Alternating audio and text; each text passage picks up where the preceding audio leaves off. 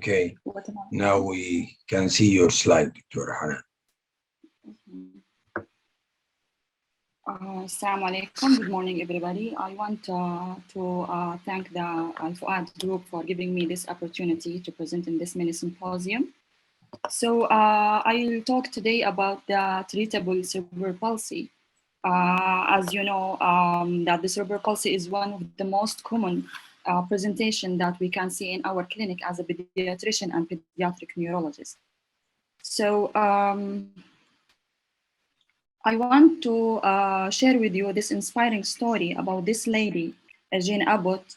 She was misdiagnosed for 33 years of her life as cerebral palsy.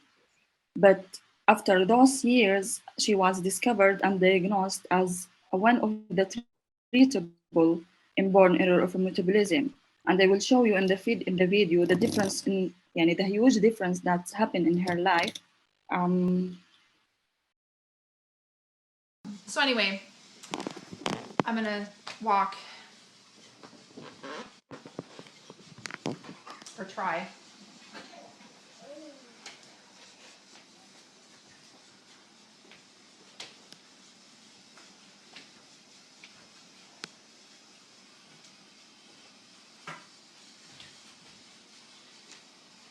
I'll go back one more time.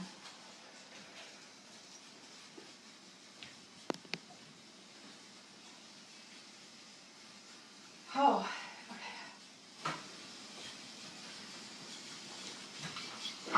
So I know a lot of people would wonder why I'm doing this. Why would I come off of my medication to then walk like this when I've got this medication that helps me get from point A to point B with ease? And simply, I'm just trying to bring awareness to dopa-responsive dystonia. There are all kinds of dystonia out there, but my particular kind is dopa-responsive dystonia. I was misdiagnosed for 33 years, thinking I had spasticiplegia, a form of cerebral. As she mentioned that she was misdiagnosed for 33 years and she was labeled previously as spastic diplegia. After those years, she was diagnosed genetically that she's having some kind of low dopa responsive dystonia, which is a treatable disease. And as we saw that in the video, which was labeled as day one, that was the day one once she started the treatment. And you can see the difference from when she was off the medication, and anyone can notice that she will be pointed as cerebral palsy or diplegic. Okay, I hope the video was clear for everybody. So I will go through the content of the lectures. I will talk about the introduction and definition, epidemiology, etiologies, classification, cerebral palsy, mimickers, and conclusions. So starting by the definition of cerebral palsy, which is known as a chronic neurodevelopmental disorder that is heterogeneous in all of its aspects. This involving permanent non-progressive motor dysfunction that affects muscle tone, posture, and/or movement. And remember that it is never the same disease twice. Whenever you have patient who's having fluctuation between normal and spastic or cerebral palsy, think twice about the diagnosis and consider other than the cerebral palsy. So the current definition of the cerebral palsy describes a group of permanent disorder of movement and posture causing activity limitation that are attributed to non-progressive disturbance that occurred in the developing fetal or immature brain. The motor disorder of cerebral palsy are often accompanied by disturbance of sensation, perception, cognition, communication, and behavior, by epilepsy, and by secondary musculoskeletal problems. Although the clinical manifestations of cerebral palsy will change over time in particular individual, the underlying pathology is non-progressive. So don't expect any further regression or further improvement in patients with cerebral palsy out of the baseline of the patient disease. The historical overview. Historically, patients with cerebral palsy have been classified based on physical characteristic rather than etiology. The English orthopedic surgeon William Little is credited with the first description in 1843 of musculoskeletal complications arising from cerebral palsy. A century later, in 1980s, further delineation of the clinical motor syndrome based on the predominant type of motor involvement, spastic, ataxic, dyskinetic, or hypotonic, was adopted. Regarding the epidemiology, the cerebral palsy is the most common cause of motor disability in childhood, affecting about 2 per 1,000 live births in high resources settings. Despite advances in obstetric and neonatal care with a decline in the neonatal mortality, the prevalence of cerebral palsy has been shown to be constant. And regarding the prevalence, as we noticed here, based on the gestational age and the birth weight, the younger the age and the less weight was associated with the higher incidence and prevalence of the cerebral palsy. For example, in the gestational age less than 28 weeks, there was an 82 per 1,000 live births prevalence. Regarding the prevalence of neurological disorder in Saudi children, this study was conducted in Saudi Arabia, and it shows that 68.5 child in 10,000 were labeled as cerebral palsy. Among the 45,682 Saudi children were screened, 313 had a chronic major neurological disorder. As we can see here in the paragraph, the mental retardation and cerebral palsy were the most common, about among the 62% boys and 37 were girls. And there is an obvious decline in incidence of the cerebral palsy over the years, starting from 1984 and up to 2003. Regarding the etiologies, the risk factors due to the lack of definitive test of cerebral palsy, multiple and different possible causes constitute a challenge. Some risk factors have repeatedly been observed to be related to cerebral palsy. More than 30% of children have no risk factors or known etiology. Regarding the risk factors, the maternal risk factors have been reported to increase incidence of the cerebral palsy. Either mothers with the neurological disorders, thyroid diseases, thrombophilia, maternal age younger than 20 years and older than 40 years, consanguinities, and IVF. The known causes can be classified to the timing of the brain insults, such as prenatal, perinatal, and postnatal. For example, in the prenatal, prematurity and IUGR were defined as a prenatal cause. In the perinatal period, intrapartum fever, acute intrapartum events, fetal malpositioning, etc., was labeled as perinatal. And postnatal, we have like infections, head trauma, toxin exposure. And regarding the classification, we have a huge list of classification, and there is multiple parameters for functional classification. The gross motor function classification system stratifies the individual cerebral palsy into 5 non-overlapping categories ranging from the most able, as we see, level 1, to the least able, level 5.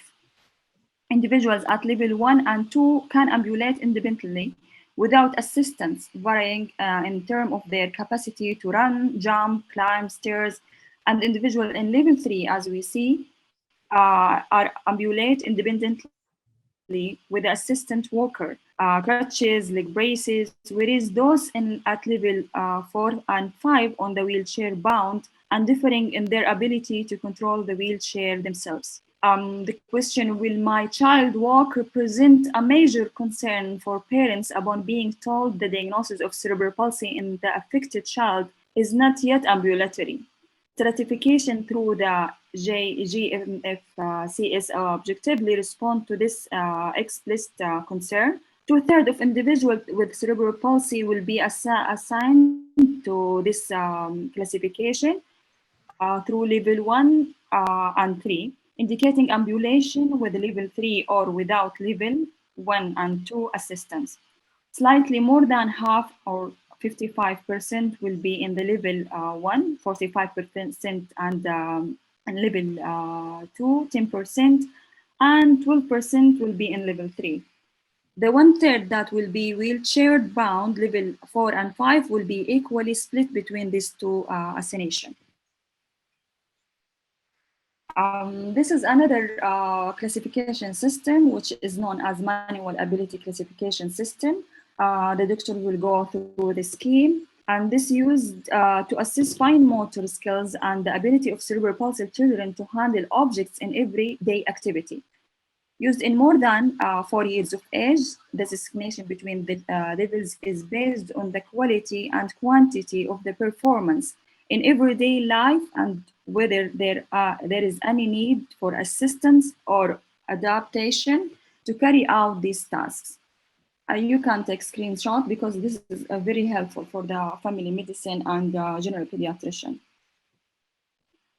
The third classification system, the communication function classification system. In this system, the tool is used to classify the everyday communication of an individual with cerebral palsy into one of the 5 levels according to the effectiveness of the communication.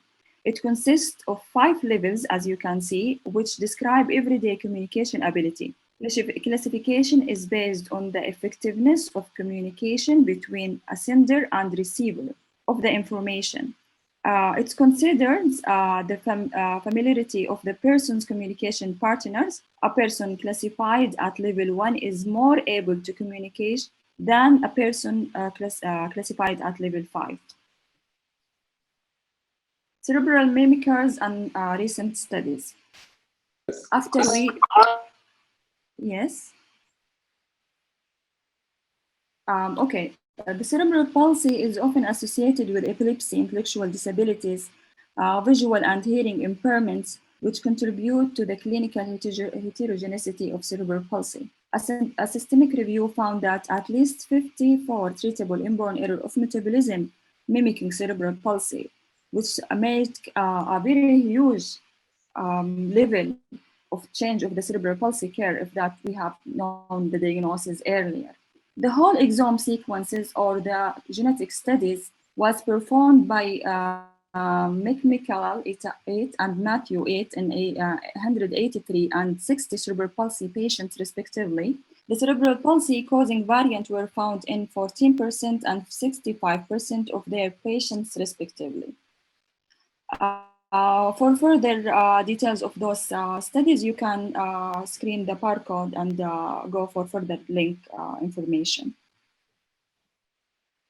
After we've a brief review about the cerebral palsy, we will focus now about the treatable cerebral palsy mimickers. The purpose of this review is to discuss the approach to diagnose a child with a non-progressive motor syndrome consistent with the cerebral palsy and to describe the selected genetic conditions that may present as cerebral palsy mimicker. This is a systemic review article about the cerebral palsy mimickers done in State, Greece, and Australia. Inclusion and exclusion criteria in this study was the symptoms onset before the age of 2 years, stable clinical course with no developmental regression, as I mentioned, normal or non-specific neuroimaging findings. Over 80% of the patients with the cerebral palsy attributed to acquired brain injury show evidence of white matter injury being the most common imaging pattern. They exclude conditions that typically present with a predominant intellectual disability, autism, encephalopathy, or epilepsy. Clinical features that should prompt for genetic metabolic condition in a patient presenting with symptom of CP. And this is a very, very important slide to know. The absent history of any perinatal risk factor for brain injury, any family history of siblings with similar neurological symptoms, motor symptoms onset after an initial period of normal development, developmental regression, progressive neurological symptoms, paroxysmal motor symptoms, or marked fluctuation of motor symptoms, such as clinical exacerbation in the setting of catabolic state, such as febrile illness, generalized hypotonia, prominent ataxia, signs of peripheral neuromuscular disease with a reduced or absent reflexes and sensory loss, eye movement abnormalities are oculogyria, oculomotor motor apraxia, or paroxysmal saccadic eye head movement. The MRI findings is very important in our diagnostic workup. The MRI findings that might be related to other conditions, and it's not the common findings of patients with a cerebral palsy, could be point to another alternative diagnosis. And based on their important point, it will help us to look beyond the cerebral palsy and put list of differential diagnosis. The more history and more detailed exam with the brain imaging findings, it will narrow your differential diagnosis that can be confirmed genetic testing. For example, the findings of hypomyelination, demyelination, thin corpus callosum, globus pallidus lesion, focal atrophy, and or hypoplasia can be attributed to the selected condition or genetic inborn error metabolism disorders. I will give you example about the focal atrophy or hypoplasia. It's more considering the diagnosis for glutaric aciduria or Joubert syndrome if it's involving the cerebellum and showing the molar tooth sign rather than cerebral palsy. So the MRI findings should be reviewed and read by someone expert in the neuropediatric imaging rather than general. This is a brief algorithm about if there was the history and the exam inconsistent with the cerebral palsy due to perinatal brain injury. If the MRI brain plus minus spinal cord, if was considered, was abnormal, you have to go directly for a target genetic study based on the specific findings. For example, the findings that we mentioned before in the previous slide and the table. If it was normal and non-specific, the initial biochemical and genetic studies to consider based on the clinical findings. If the patient is having developmental delay or mixed motor syndrome, we have to make the workup involving the serum TSH, serum uric acid, amino acid, and the list is in front of you. If the patient was presented with a spasticity more than other clinical presentation, we have to consider doing the serum ammonia, serum lactate, amino acid, and the rest of the list.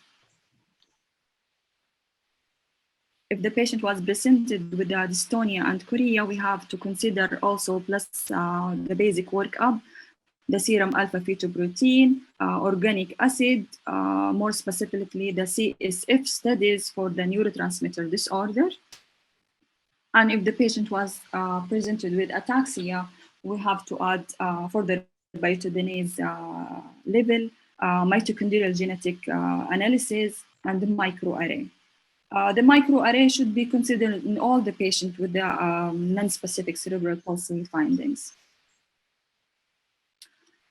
This is a local study done in the Prince Sultan Military Hospital in Riyadh, was reviewing the metabolic and genetic disorder mimicking the cerebral palsy. You can go for further detail on the website. Regarding the red flags in the history and examination that should prompt the consideration of another diagnosis, and as I mentioned before, this is a very important point. If there was no risk factors for cerebral palsy, such as prematurity, low birth weight, multiple birth, hypoglycemia, jaundice, chronic stress, if there was a positive family history of cerebral palsy, if there was a fluctuation in motor symptoms. What I meant by fluctuation, as the video that I presented in the first slide, that lady was diagnosed with DOPA responsive dystonia, and there was a fluctuation in her symptoms. She was almost normal person in the morning, and by the end of the day, she will develop dystonia and spasticity.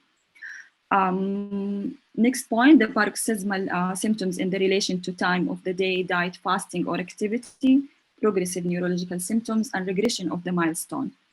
Examination, we have to look for the dysmorphic feature, isolated motor dysfunction such as isolated ataxia or isolated hypotonia without dystonia or spasticity.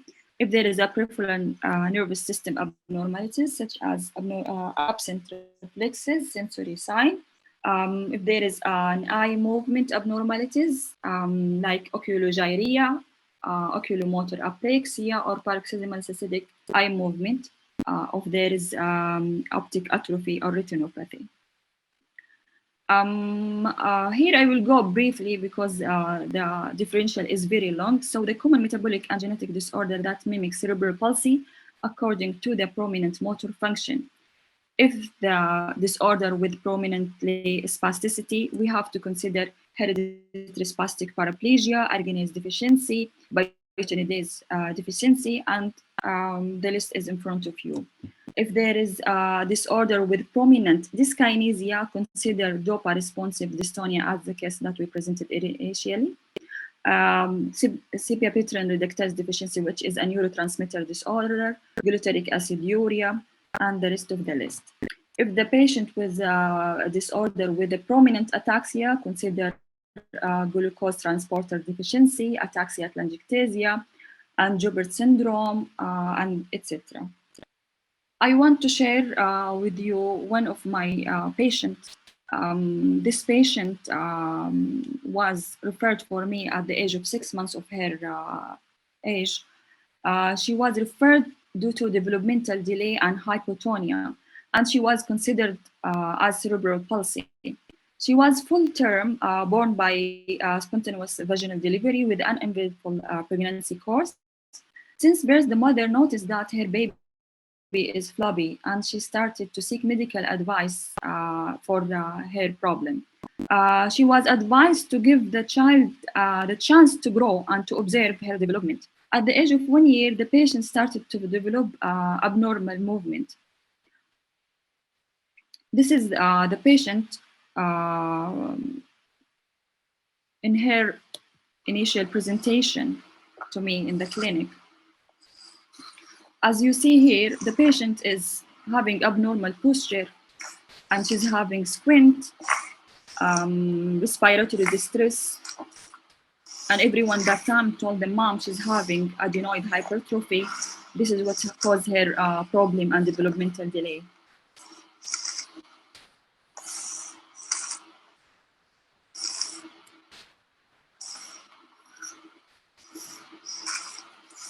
And in this time, she was almost 8 months.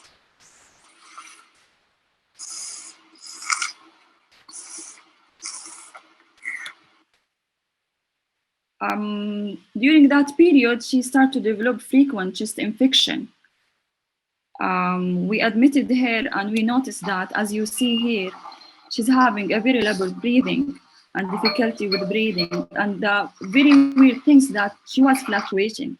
So sometimes we can see her in a normal child, and sometimes we can see her as like totally spastic cerebral palsy patient. These attacks that talk us to the different level of diagnosis. Initially, as I told you before, that she was referred to us as a cerebral palsy. But when the mom described the abnormal movement, we thought that it's a part of the cerebral palsy, that she's having seizure or epilepsy. But we witnessed this attack in the hospital, and this is labeled as oculogyric crisis. Anyone can consider this as abnormal, but nobody can label what exact name for this findings.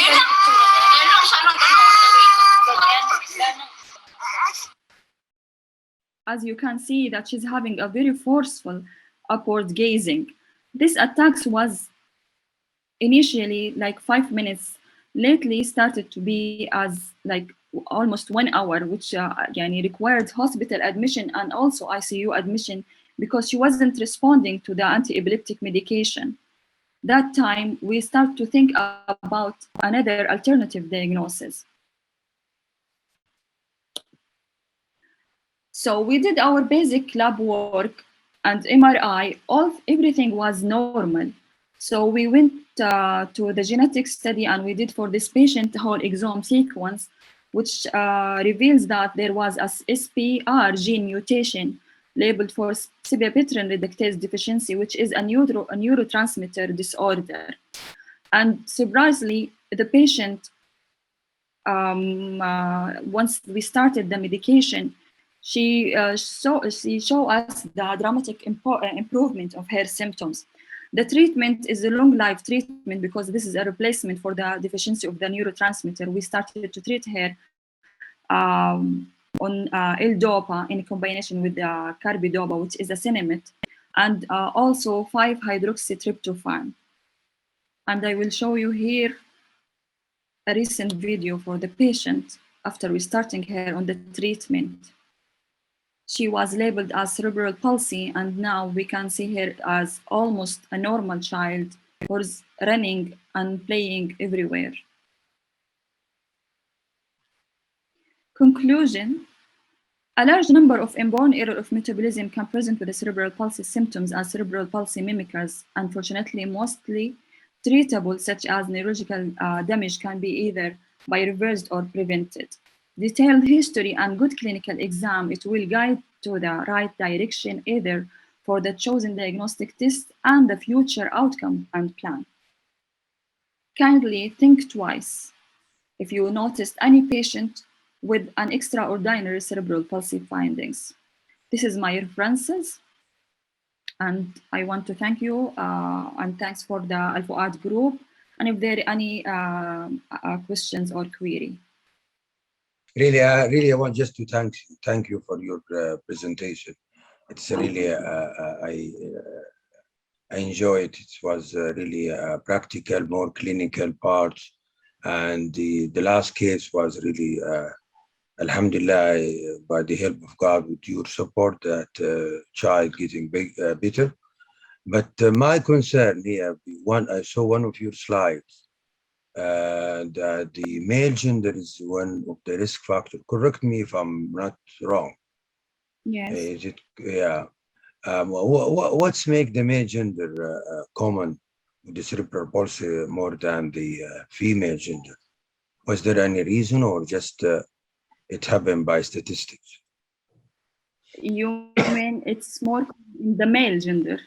Yeah, because I saw, I don't know, I've seen one of your slides at the beginning of your presentation. Yeah, it's more, I don't know, this is, yeah, maybe anyone in the, as a neonatologist will tell you that usually the communication is more common in the male gender in the NICU mainly. So as you know that the cerebral palsy mainly starts from the higher risk during those period of the early life.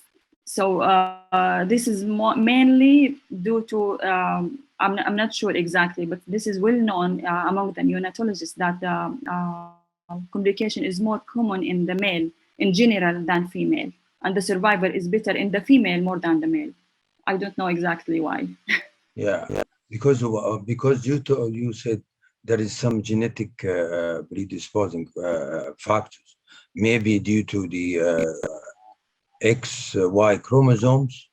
So is it something to do with the Y chromosomes? I'm just inquiring. Just feel as very Maybe curious. this is a blessing from God. I don't know. I'm not Right, sure but exactly, but this is unknown. Nobody exactly know why. okay, great. Okay. Thank you. Okay, thank you very And much, I want to Dr. apologize about the signal issues. Okay.